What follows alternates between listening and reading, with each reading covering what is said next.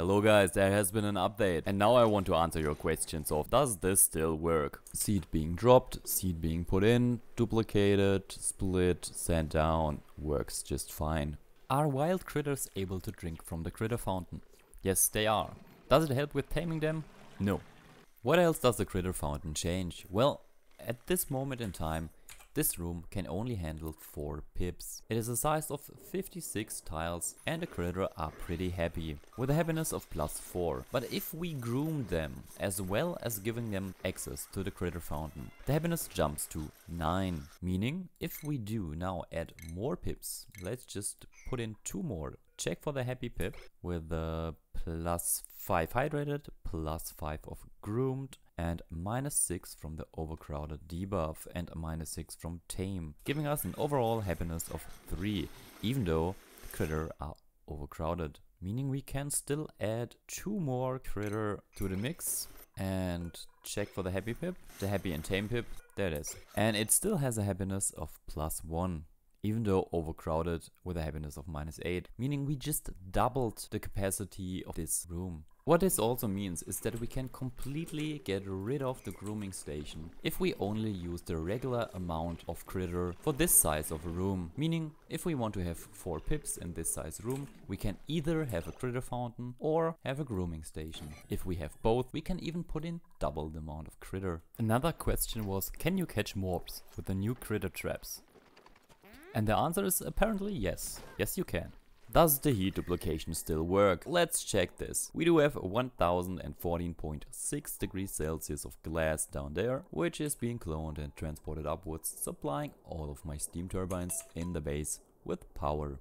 Since the temperature down here is not dropping, we can use this indefinitely to power anything that we want, so still works. Does the cold duplication still work? Yes, also works perfectly fine. Since this is just 3 doors, I do have to cool this once every, let's check this, to 300 cycles I guess, but still works. Copies over the cold temperature from down here to up there, where it is supplied to other areas that are designed to cool the base. Cold duplication still working. What about the Red Bolt Regen? Does it still work? Well, yes, but probably temporarily. Why? Because someone made a bug report about the flashes appearing around our red bolts here. They didn't protect their dupes well enough and had them near the red bolts. Their dupes got sick and irradiated, so they put in a bug report. I think you should protect your dupes better, dude. But for now, our finely tuned system that uses these flashes here still works. There are the flashes, sometimes we catch them like this and then we transport them over via our liquid pipes to the actual regen part, where we then use it with the red bolt generators and produce a large amount of red bolts that way and drill our way through the walls like this. Does the flower pot exploit still work? We do have a flower pot behind this sand tile here. We have a pip, we have a wart seed. Now we just wait. As you've just seen, the pip planted the wart seed. Let's see if we can copy this.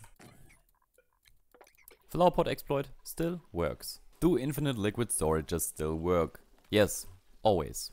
Take a look at this. This is 1 point something million kilograms per tile and it still works perfectly fine. And it probably always will. Because this is based on some core game mechanics that if they will change it, we will find another way to break the game with the changed mechanics. So they keep it the way they are. Do infinite gas storages still work? Same answer. They do still work and they probably always will. Same goes for different gases. The game is also a lot laggier since the update. What about overcrowding critter because of the new debuff if you use too many critters in an area that is too small? The debuff also stacks. But first of all, those are shovels. They probably will never get the overcrowded debuff because they just live in tiles. So how can they be overcrowded if they already like to be, well, completely surrounded and inside of tiles?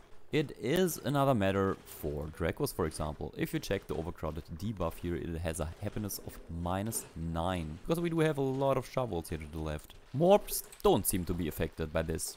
They really don't care. So, what does that mean for your infinite Pacu ranches? Let me try to break that down. Your Pacus, as well as other critters, can have different status effects and status ailments, giving you buffs or debuffs. First, we do have the happiness of the critter, and we have the reproduction rate. The reproduction rate is only visible when you have a tame critter. Now to the status effects. First, there is confined. If you have a confined critter, like in this case, the reproduction rate will always be 0. It doesn't matter how happy the critter is, it doesn't matter if the happiness is only -10 compared to -100 from overcrowded, you will always get a reproduction rate of 0%. Please correct me if I'm wrong with this. If the critter is not confined, then we can get the overcrowded effect. The overcrowded effect will give a -5 happiness if the critter's necessities aren't met. Every additional critter will give another -1 happiness to the overcrowded effect.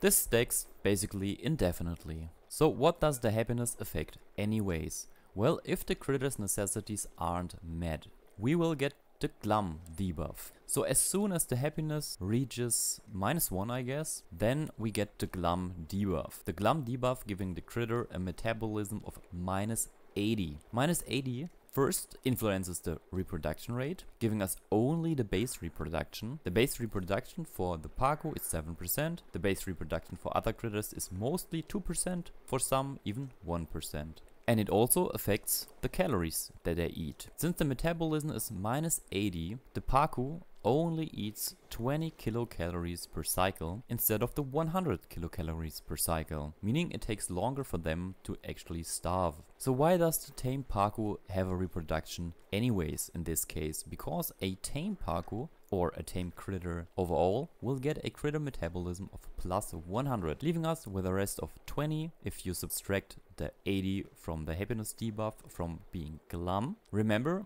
you can be as unhappy as you want to. Adding like a whole bunch of Pacu will give this Pacu a happiness debuff of -25. Still being glum the same way, still having -80 metabolism, still being overcrowded, still having a reproduction rate of 7% per cycle, and not influencing the calories overall. Meaning that an overcrowded and tame Pacu will behave the same way as a wild overcrowded Pacu, which also has, in this case, a happiness of -25 and a reproduction rate that we cannot see. But since it is a wild Pacu, the wild Pacu will always lay an egg before they die. So if you want to know if a critter does lay an egg in their lifetime, click on the critter, check the calories, check the reproduction rate, and then do some math. In this case, we have a reproduction rate of 67%, meaning they will definitely lay an egg in their lifetime because they are happy. If they are tame but unhappy because this one is overcrowded and glum, at age 7 we have a reproduction rate of 7% per cycle, meaning to get to the 100 we make 100 - 16 is 84. 84 divided by 7 is 12. We need 12 more cycles for this fish to lay an egg. In 12 cycles this one will be 19 cycles old, and to live for 12 more cycles the Pacu will need 12 times 20 calories per cycle, meaning the critter needs 240 more calories until they can reach that age.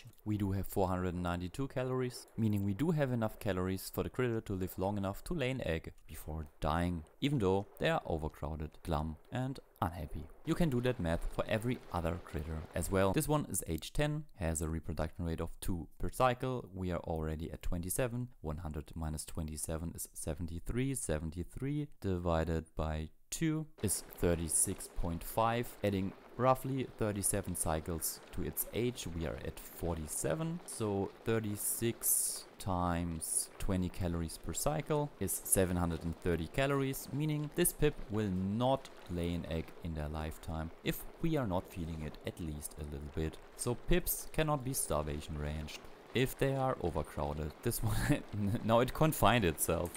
If they're, could you not? If they're overcrowded, no matter if it's just 1 pip too many or if it is 55 pips too many. Though for tamed pips it is quite easy to feed them because they will grow their own food if you give them the seeds and give them a little bit of soil where they can put it down. Of course you also need the right temperatures as well. With that knowledge you should be able to do your own math and figure out if you can ranch your tamed, for example Draco, tamed Hedge or tamed Pip, tamed Moo, and have them lay 1 egg in their lifetime even if they're tamed. I know this was a lot drier than usual, but if you still liked it, let me know in the comments or via a like.